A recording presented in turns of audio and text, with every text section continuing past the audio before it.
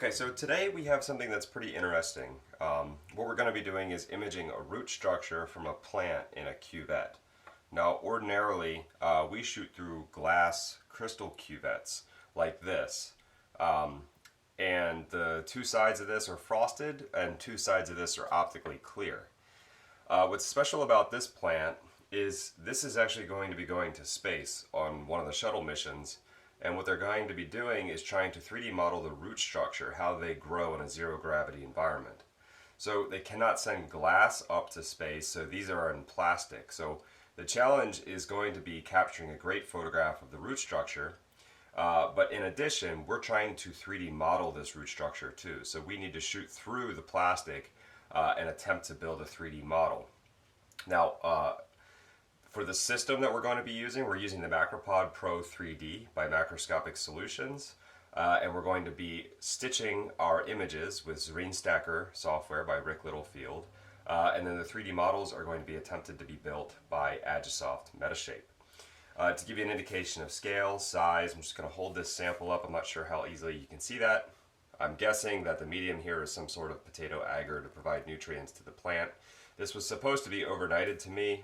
Somehow it took 5 days to arrive. So the plant is a little bit dead now, but the root structure is still intact. So I think for a beta test in terms of seeing if we can produce a 3D model, this is still very good. So just some things to do to prepare. I'm first going to sort of clean up the outside of this cuvette, try and get off as many fingerprints and grease that I can to make sure that we're getting the clearest possible image. So for that, I'm just using an optical glass cleaner for standard microscopes and so forth, and a microfiber towel. So I'm going to go through, make sure that all sides of this are as clean as I can get them. The cuvette's not in the greatest condition. There is, actually I thought it was a crack, but it looks like it's just an etching, so maybe that's supposed to be there. So it actually looks like it might be adequate. There are also some air bubbles in here that I want to point out, which could be useful. I've never had to 3D model through a medium like this before, but the air bubbles might help us reconstruct the placement of the images which we need for photogrammetry. Now, in order to mount this, I'm actually going to be using our standard universal stage. What I'm going to do is put a little bit of dental wax down to make it tacky, and we're going to remove the pin mount stage. So what I'm going to do is I'm going to go ahead and grab some dental wax now. So that's just this stuff here. It's really, really nice and tacky. And I'm going to place that on the bottom of our stage. And then I'm going to place our cuvette. And for this, I think what I'm going to do is try and point one of the 90-degree edges into the stage, because the stage is going to block that anyways, and what we want is clear views of the four sides. So that's why it's at a bit of an oblique angle. The other thing I can do potentially is rotate the camera. I can also rotate the stage here. That should be strong enough for me to rotate the cuvette, as you can see here. But I think we're going to leave it in this orientation. And what I'm going to do now is rotate the camera into portrait mode and out of landscape. All right, live view's open. Now I'm just going to make sure the camera's in automatic mode so we can see what we're doing. Going to add our diffuser here. We're going to use the short diffuser made for the MPE 65mm. And now we're going to start to bring everything into our plane of focus. Let me also rotate this so that I know we get one good axis. Okay, so we're rotated there. Want to get everything a little bit more centered. And it looks like we're not perfectly vertical here, so I'm just going to modify it slightly so it looks like we have our edges pretty parallel to the top and the bottom of the field of view here. Okay, I've got my cuvette placed. I think everything is aligned. I'm going to move the camera so that we have everything just a little bit more centered. Right now we're at 1x magnification. And I think for the test what we're going to be doing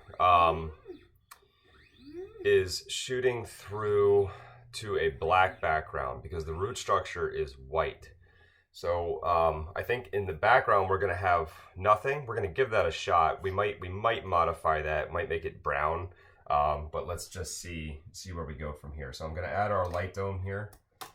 I also, I think, just want to capture a few, you know, closed aperture shots and see what kind of depth of field we can get to see if we even need to focus stack here. So I was told that I just realized my portrait mode is not perfectly parallel. You can see those lines are not actually overlapping the way that they should be. So I'm gonna rotate the camera a little bit. There we go. Now they're perfectly overlapping. That explains why the cuvette was a little bit crooked and I couldn't figure out why. What I was saying is basically this sample here, they need to be 3D modeled and imaged as soon as they get off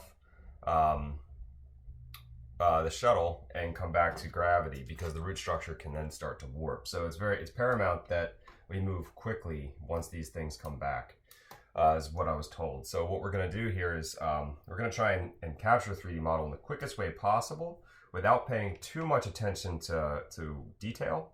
And then I think what we're going to do is we're going to come back and try and capture an image where we do pay much more attention to detail using focus stacking methods. Okay, so for this I am going to take the camera out of automatic mode, close our live view. I did create a folder in my external hard drive, so let me change the directory so that our files are directed to there. Save space on our computer a little bit. Okay, called it Space Plant, press OK. Now our images are going to be directed there. Okay, so as I mentioned, we're going to be opening up the aperture quite a bit. Let's try f14. That means we're going to need a higher ISO, and again, we are going to compromise quality a bit, but for the sake of efficiency, we'll turn the flash on here. Let me just sort of check real fast where it's at. Okay, so I'm a little over a quarter. That's more than I would ever recommend, but I just want to see how much light we can get. See what this looks like. So here's our first shot. Okay, that's great light. So I think what we can do is we can actually back off a little bit. I'm going to take it to 1/8, which is usually where I recommend people should stay. And it looks like it's possible we can also we can drop the ISO a tad, maybe down to 640. Give that a shot. Okay, we're getting there. Now, because I know we're 3D modeling, I think it's really important to play with contrast a bit more. So it is possible I am going to maybe put a background on here, but for now, let's see what we can do with our light. Just move them a little bit closer. I think we can get more light just by repositioning and try and eliminate some of the glare that's on the cuvette. So because this is plastic, it's going to be picking up a lot more glare. You can see there, though, now that I'm a bit more diffused, how much more clear we are through here. That's a good sign. I might also, for the sake of things, this will make it a little darker, go up to f16, see what kind of depth of field we're getting there. That's better. I think 250 is pretty good. That's going to allow me to do some more, I think any post-process editing via Photoshop is going to be a bit easier if I get a darker image here than if I get a brighter image. One question when it comes to 3D modeling is how the specimen might refract around on the inside. That's a really important thing that we need to pay attention to. It's possible those roots might sort of change direction if light is bending through the agar, but we'll cross that bridge when we get to it. Okay, so we're going to delete some test images. Now remember, this is just for speed, so I'm going to give this a shot. So I think what we're going to do is we're going to be capturing a 3D model every 1 degree. So x-axis we don't need to pay too much attention to. We're in the right area. We want 360 steps between a starting point and an end point. What we'll do is we'll make the starting point at 270. We're going to rotate all the way around until we're back at 270 degrees. But a 1 degree interval should give us a substantial amount of data, I think, enough to create a 3D model that's going to be adequate. Let's just hope that agar doesn't get in the way. Okay, there's our 270. So that's where we'll stop it. It's our end point. Real quick, my diffuser's back on there. I want to shut off the external light that we have. Take another image and just confirm our lighting looks pretty good. Okay, we've rotated the sample around. You see how it kind of rotated out to a different area. You can still see the root structure. Looks like we're more or less focused a little bit on the rear. I might just pull the focal plane a little bit more forward. That's much better. Actually, that was probably pretty good. I should probably leave it there. Yep. So that's pretty good. We've got most of our cuvette, at least in this angle. And this is the angle that matters most. So, okay, so we're going to delete these images. And now we are going to begin our 360 scan. So I'm going to press start here. You also just make sure, I just want to check, I want to see if we can auto rotate. We can do this later, but might be able to just do this now. Close that. Press start. Not sure that these will be rotating on their own, but that's something I can always do a little bit later. Okay. So let's let this go back to its starting point. We should be capturing an image at every 1 degree interval for a final data set of 360 photographs. And then what I'll do is I will bring this down to an aperture of f8, and we're going to do a little bit of focus stacking to beef up the quality of these images. And we're going to repeat it, I think, probably around a 2 degree interval. Okay, I just paused it because I do want to try one other thing. What I'm going to do is actually I'm going to remove the diffuser, which is very rare. I never do this. But I just want to see if I can further minimize the amount of light that's moving through the cuvette here. So let's give that a shot. Yeah, so see how that darkened everything? It looks like the root structure is still pretty good.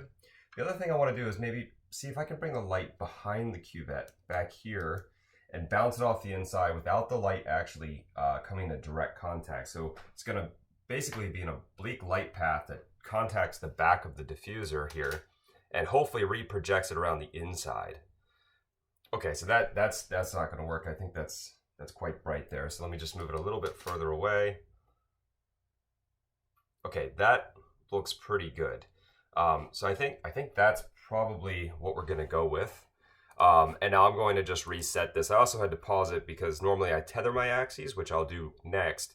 But because we're only taking 1 degree shots of a closed aperture, I had my shutter turned off. So I had to turn my shutter back on, set my end point here, and now I'll press start, and we should be gathering again 360 images every degree. So let's see if our shutter fires here.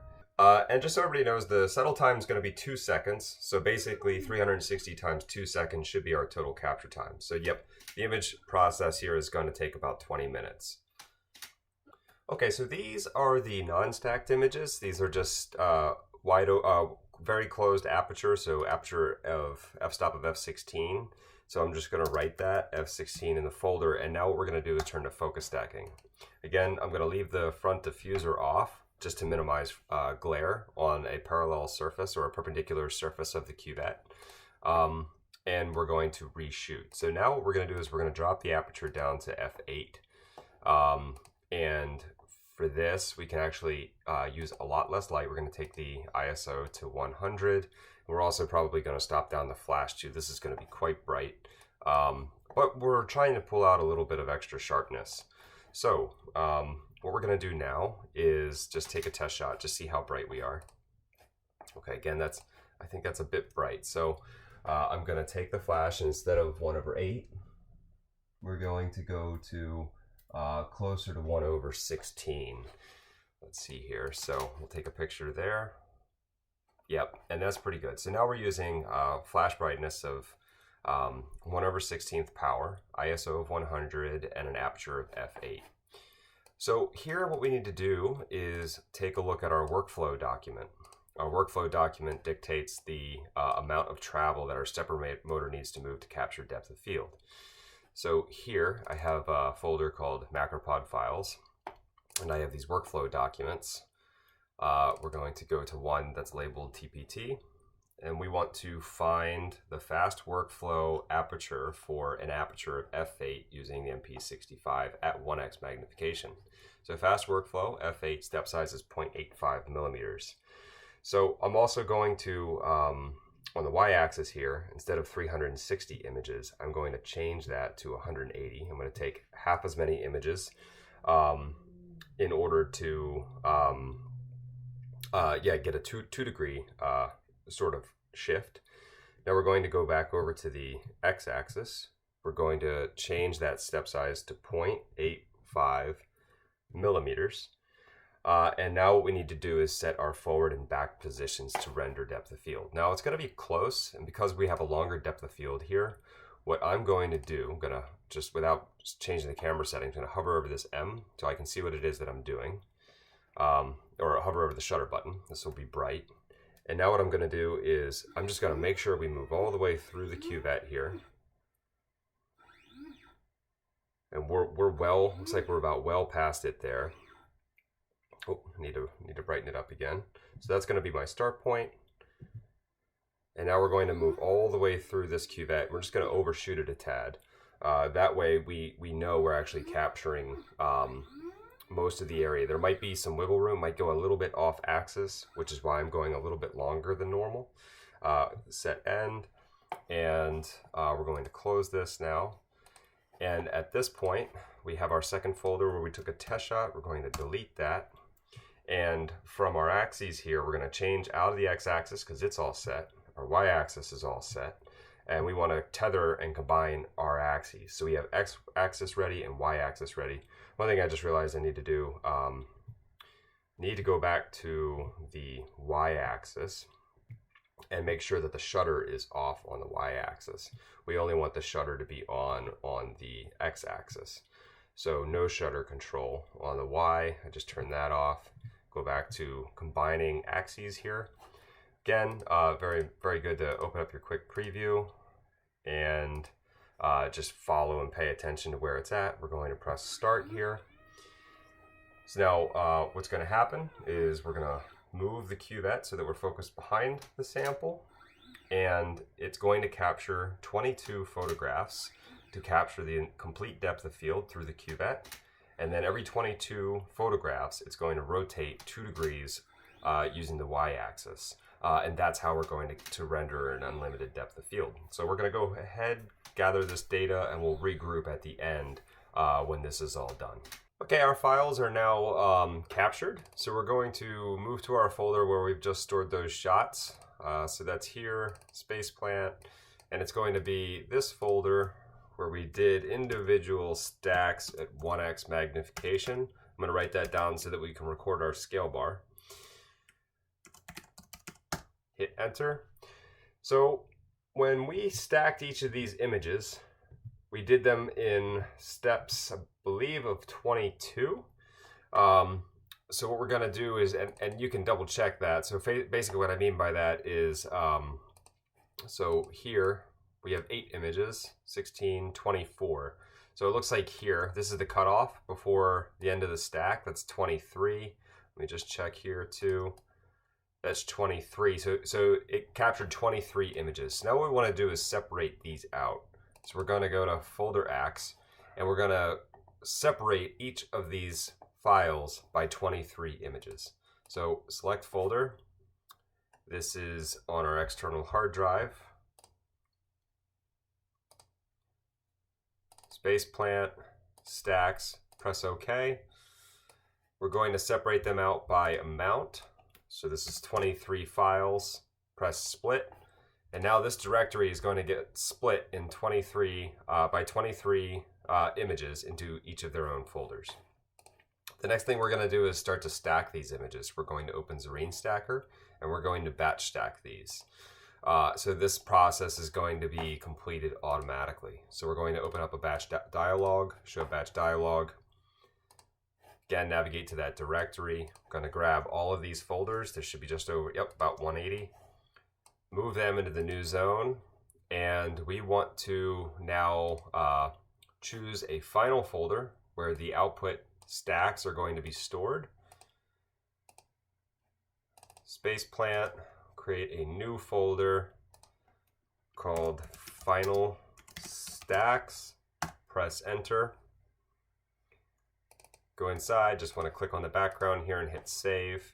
Now we want to add a few options. We're going to align and stack all PMax. Press OK. Save batch to queue, run all batches. And now what we're going to do is render an unlimited depth of field per each individual frame. So we're going to check back in here shortly once all these are completed, and we're going to do a little bit of editing in Photoshop, and then we are going to see if we can build a 3D model. Okay, so our stacks are starting to output. So we have a few. We have about 31 that are done of about 180 to 181. So now what I'm going to do is bring it into Photoshop, and we're going to start to edit the focus stack.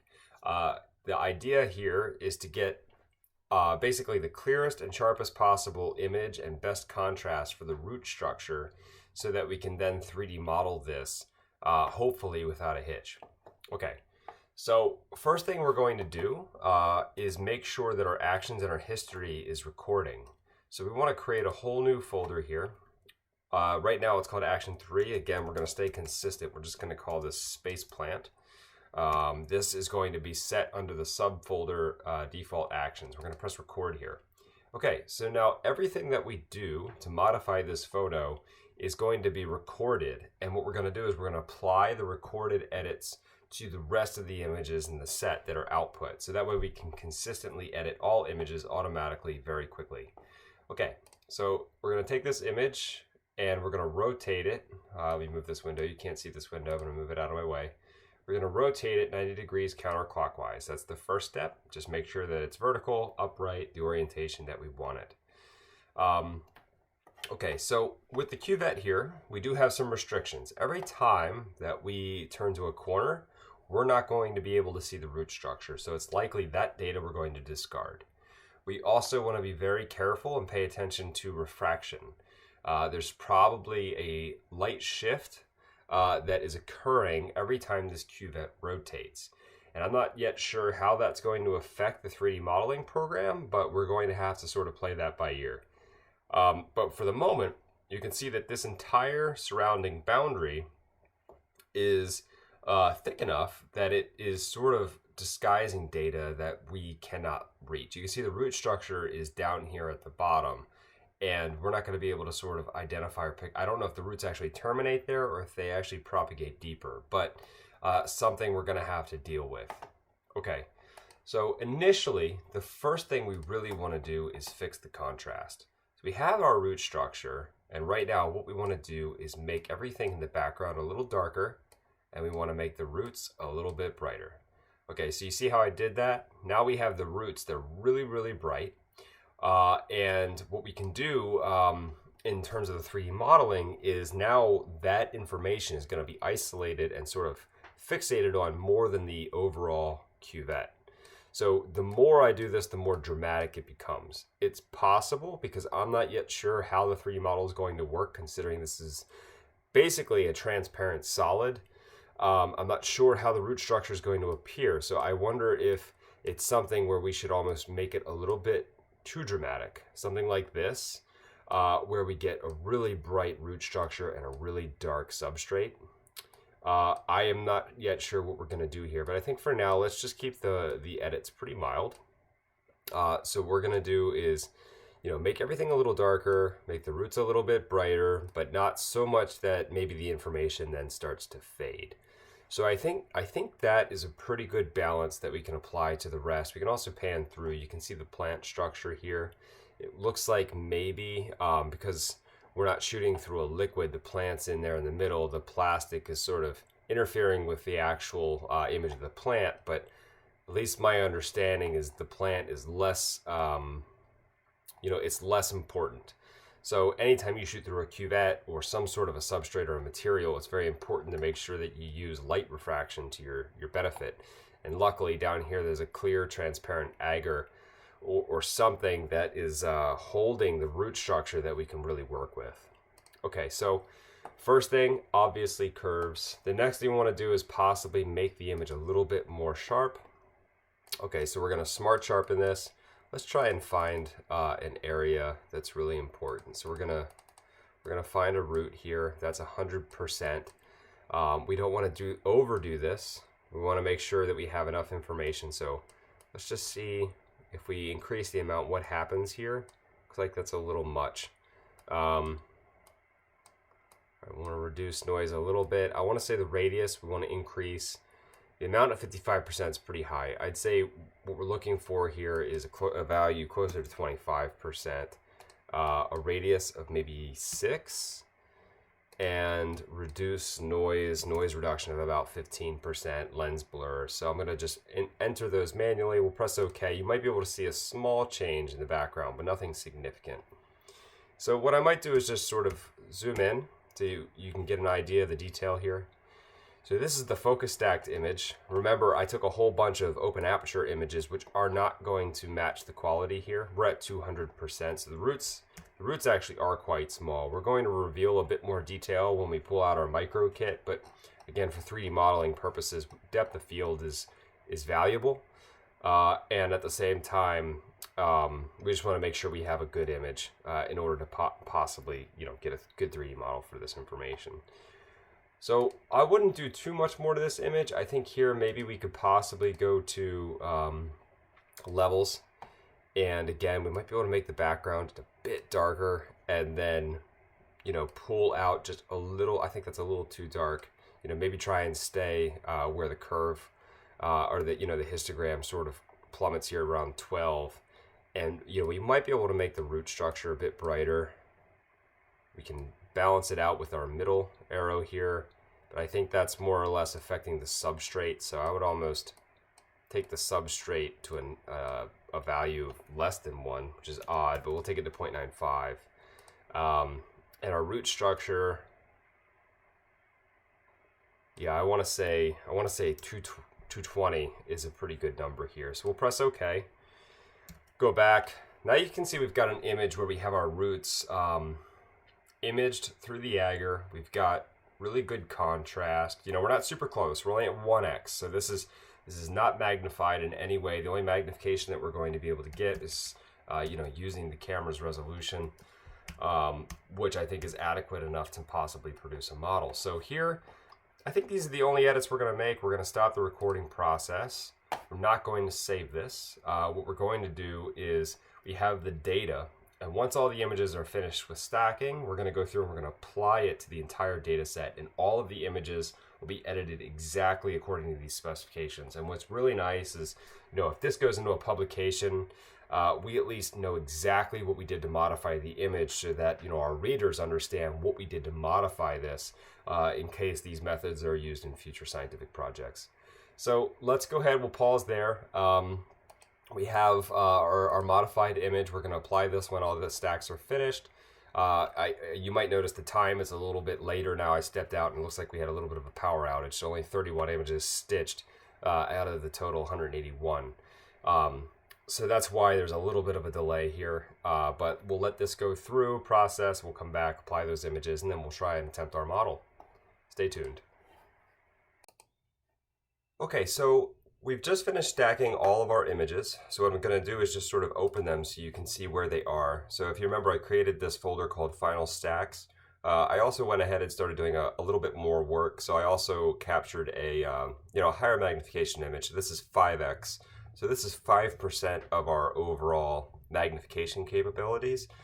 We have objectives that take you to 7.5, 10, 20, 50, and 100x.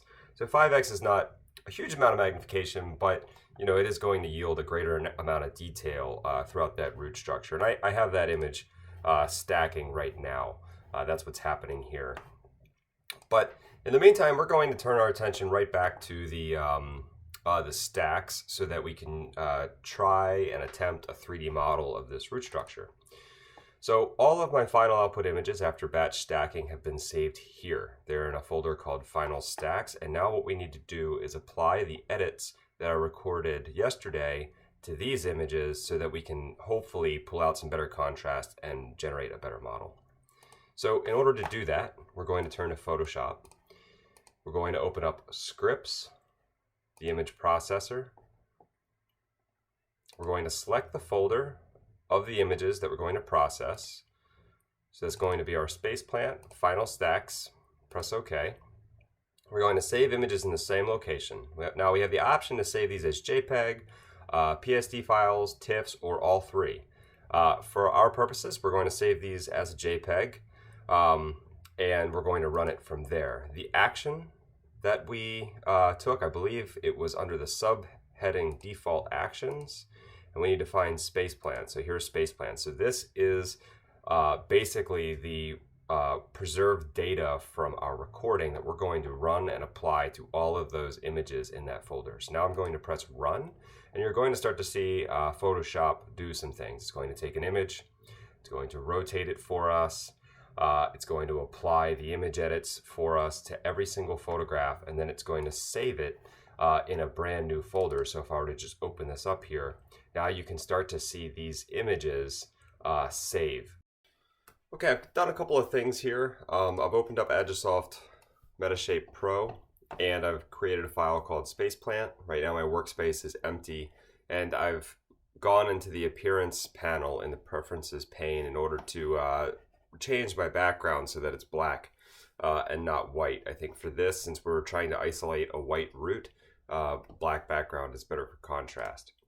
So to get started, first thing I'm going to do is open a chunk and import the edited files that I've created. So here's final stacks, here's the final JPEGs, and I'm just going to select all of these and open them up.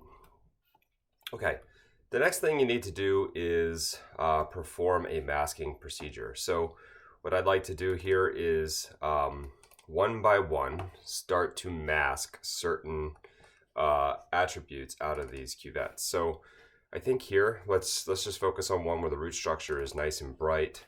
We're going to go to our selection tool. In this case, you can also select W in order to get the magic wand. We're going to select in the background here and begin to mask out areas around these root structures. Now I'm just going to, for the sake of speed, hit Control-Shift-A to select a mask for that region. And I'm going to repeat this process all the way around this root structure.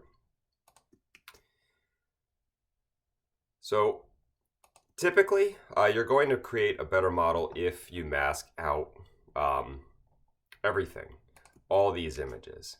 But some of these images are going to have a bit of a shift because of the refractive properties of the cuvette that we're using. So first thing I'd like to do is just sort of mask a couple of these images from different perspectives, and then what we're going to do is try a base photo alignment and just see what we get. And after that, if it fails, we'll sort of take the appropriate steps in order to build a model properly. But there's a tiny chance that this could be successful just based on the shape of the cuvette. So we're going to give this a shot, just doing it sort of in a simple way first. Again, just continue to do a few of the masking steps here. Not going to mask out everything, like crazy, but I'm going to try and isolate out as many roots as I can in just a few of these images. I'd like to get a few different perspectives as well. Let's see if we can try a simple alignment here. So workflow, align photos, generic pre-selection, advanced, apply mask to key points, matching. All right, let's give it a run through. I'm just going to change the key point limit to 175,000. Press OK. We'll process this data. We'll regroup here in a second. Okay, I reran the point cloud here, and you can see what I've done when I zoom out a little bit. I've removed all of the images that were looking at the cuvette on an edge. What I wanted to do was preserve the aligned images that were looking at the cuvette from a direction that's perpendicular to one of the facets. And that way, what we could try and do is resolve basically more of the internal details rather than the external details, where the facets may have sort of lit up or produced a bit of reflection. So what I'd like to do here is, again, you can see that there is, of course, still some refraction because that's going to happen as we shoot through a liquid. But if we were to just sort of choose an orientation here and turn on an image, you can see this is the original photo, and you can also see that this root structure is pretty close to the bottom of the plant tissue here that we're trying to get. So you can see that basically from this cuvette, you see this reflection here. See, these reflections on the outside are being misprinted and sort of duplicated as we rotate and sort of turn around our specimen. And as we rotate, there's a little bit more of a reflection, and that's why we're seeing this duplication effect that you see. You can even see where the reflection is here, and what's happening is it's moving up and it's traveling over here as we rotate around the specimen every time it reflects off a facet. So we have a couple of things to do now. Now we know for a fact that this is the root structure that we need to preserve. And when I click here, I can see that I can basically go all the way around this edge without contacting any of the important root structure. So what I'm going to do is I'm going to turn off that picture there, and I'm going to select a freeform tool, and I'm going to start to rotate or sort of grab a lot of this information that I know is not important. Now if I turn the picture back on, same thing. So we do have something here. I want to be careful to sort of, miss any pixels that I grab there, but what I can do is start to grab some pixels. I don't know if I can, so it looks like I can actually grab pixels. Let me just turn off the picture and see if that grabbed anything. Yeah, so that's really quite a handy tool, is now I can sort of grab pixels and crop those out from, around the actual photograph that's in question. So I'm going to continue to do that. First, I'm also going to just crop out the bottom here. I'm going to see if I can get rid of the bubble, because it doesn't look like there's much in the way of anything that I need here.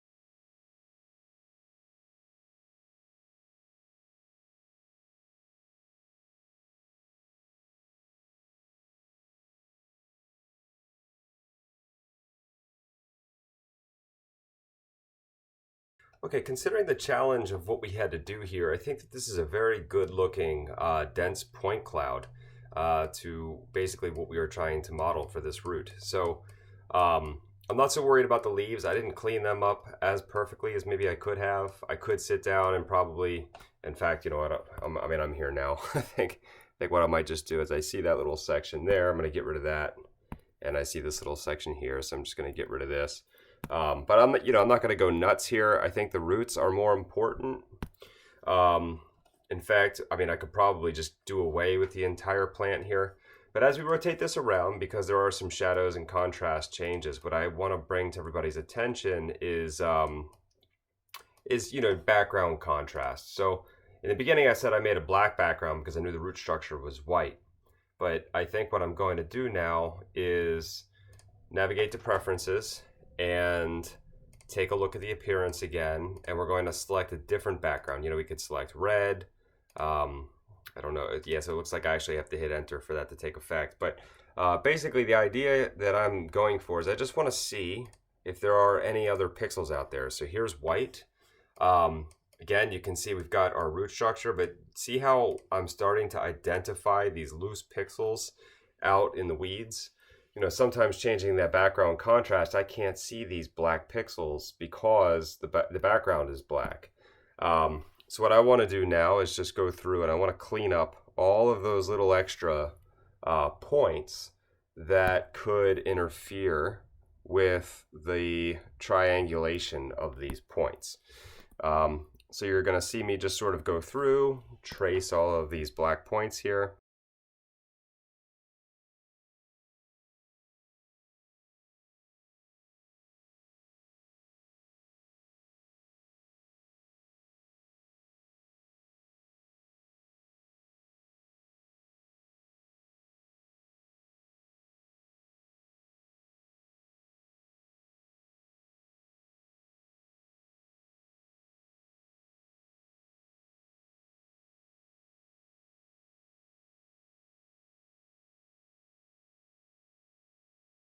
All right, so now what I want to do, okay, all right, I've got two more, sorry, perfectionist here. I'm just going to get rid of this one, and we've got one here. Okay, so now what I want to do is just, again, we're going to tweak the background contrast just to see if we can get a little bit better detail, or at least a little bit better visual, if we run a gray background. So let's try something right about here. Press OK. Apply. OK. All right. So now we have a pretty good model of our root structure. Depending on the orientation that we're looking at this from, we have different orientations. So at the very least, we can at least put a scale bar on this and start to sort of get an indication of how the 3D model was built. Again, because of our challenges, it's not going to be perfect. I think we were clear on that from the front. But it's going to give us enough detail to, sort of analyze volumetrics. Then if the model if the model needs to be refined at all, this can then be pulled into a third-party software like Blender and then really reworked and perfected. So now what I'm going to do is, again, we're going to save our work here. Then we're going to build our model. So we're going to triangulate these points. Once that's done, we'll add a texture to it. And then we'll be ready for export. What I might do is also just showcase how a scale bar can then be added. So that'll be sort of the last step. So we're going to move to workflow. We're going to build our mesh here. Okay, so next logical step is usually to add texture once we're at this point. But because the detailed texture is not very important, we're just more focused on calculations. I think what we're going to do now is show everyone how to add a scale bar. So to add a scale bar, what we want to do is select an image that was used in the data set. So this is going to be one of the final stacks, and this is the final JPEG image here. And what we'll do just to make sure everything is right. So first we're going to open an image in Photoshop. Give this a moment just to open up. Okay. And okay, so there's a couple different things. So basically, on this image, we can set a measurement scale. And usually that measurement scale, I should already have them pre-programmed in here. It's not looking as if I do. But, okay, so what we're going to do now is do it a slightly different way. I don't have those preset. So if we remember the magnification that was used, normally I record it. And luckily I recorded it because I actually forget. Okay, so we used a 1x magnification. So the way that we're going to do this is we are going to move to our desktop. And on our desktop, we have a sharing folder that all of our clients receive. And inside that is a selection of scale bars. So we used a 1x lens, and the background is black. So we want a white scale bar. We're going to drag and drop. Now what we need to do is rotate this image so that it matches the portrait view of the cuvette after we change that. And we want to resize the scale bar so that it matches the resolution of the image. And these scale bars are pre-made using this resolution camera size. So now we have a scale bar that is going to be really quite accurate. Okay, so what we want to do now is just select that scale bar, find my layers. Okay, scale bar, we want to just move it. It's funny because it's blending right in there. Here we go. Okay, so we want to move that scale bar over to where we can see it. And the next thing to do is actually set the measurement scale. So we're going to go back to Image, Analysis, Set Measurement Scale. Looks like we need to add a new one, so this will be a custom. Okay, and what we need to do is find our pixel length. So what we'll do is find our ruler tool. Usually it's hidden here. Yeah, it looks like it's right here. Okay, so what I'm going to do is drag between these 2 points. We know that this distance here is 5 millimeters. And the length in pixels is 963. You can see that's actually been recorded right here automatically for us. Now, the length we know, based on that scale bar, is 5 millimeters. So we're going to press OK. Okay, and now what we can do is start to select different aspects of the image in the background. So what we want to do is find 2 points in here. And I think what we can do is actually find this point because there's an intersection. And we're also looking at this specimen front on, so there's going to be a little less refraction, but there's also going to be very minimal refraction in the vertical sense. It more or less is going to occur in a horizontal sense. So what we're going to do again is we're going to find our ruler tool. Okay, so let's just, oh, there we go. It was just hiding. So I mean, sorry, this version of Photoshop, it changed on me again, and everything gets moved around. Okay, so what we're going to do, see this split right here? We're going to find that section on our model, and then we're going to move down to this second split where we're going to find that on our model. Okay, and now we know when I click those 2 points, I've got a distance up here that's 8.04 millimeters. Okay, so we're going to go back to our model. It's the bottom split and the top split. So what we're going to do is find those 2 points. There they are. We're going to go back to the image just to confirm. You can see that little U split here and that split, and I've just oriented the model to where it's pretty consistent. We're looking at this one here and this one here. Okay, so what I'm going to do is I'm going to right click, I'm going to add a marker, and then I'm going to right click down here, I'm going to add a marker. And what we need to do is reveal our reference pane. So here's our reference. This refers to the actual points. What you can do is select both of these markers over here by hitting Control, and we want to right click and create a scale bar. So now we've connected those 2 points. We have a scale bar here, and now we need to convert our millimeters. I think it was 8.04 millimeters. So we need to divide. There's 1,000 millimeters in a meter, and we need to convert to meters. So we're going to take our 8.04 and divide that by 1,000, and we get 0.00804.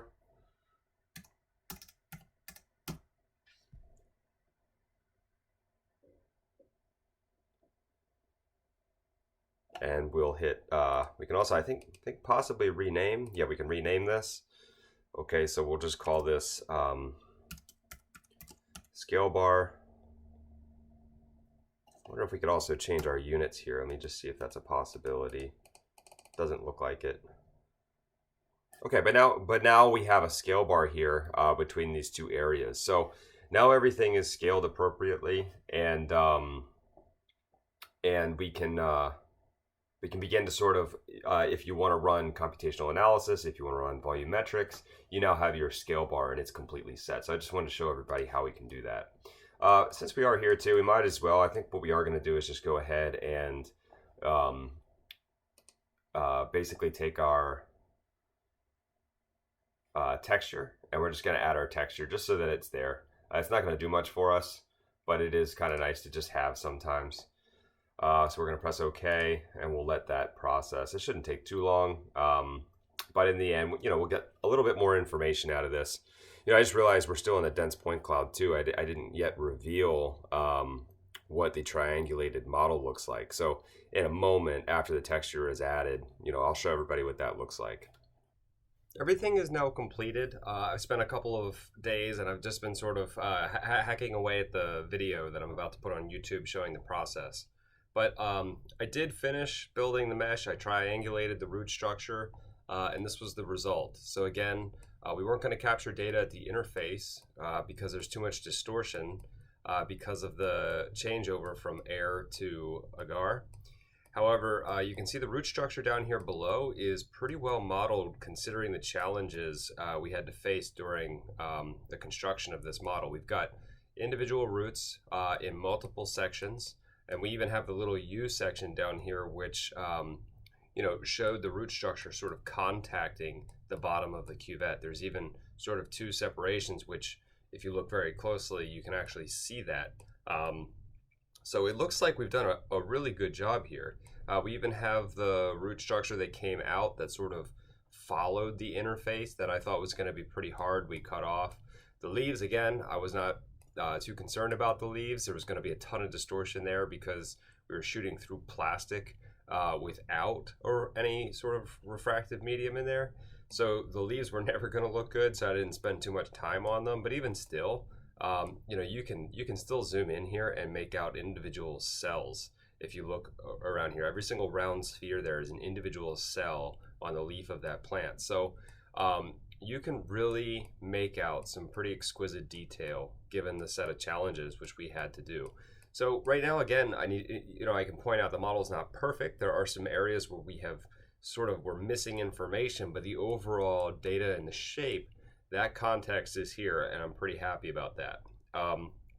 This data could be extrapolated if you were to pull this into some third-party software. There's plenty that are available. Blender is one that I think of immediately, and you can go through and really make this something that you can 3D print if you wanted to sort of beef up the model a little bit. But in terms of just analytical properties, volumetrics, scale bars, and comparing multiple points of data against other roots, the ability is here. So again, I want to thank you all for sort of watching this video. I know it's a long video to get through, but this is something that I would consider as a pretty challenging feat, and it's nice to sort of outline this for folks in the botanical sciences or others in agriculture. So again, I'm Mark Smith. I'm working on behalf of Macroscopic Solutions. Feel free to visit us. Our products, our services, our tutorials, they're all available at www.macroscopicsolutions.com. Thanks.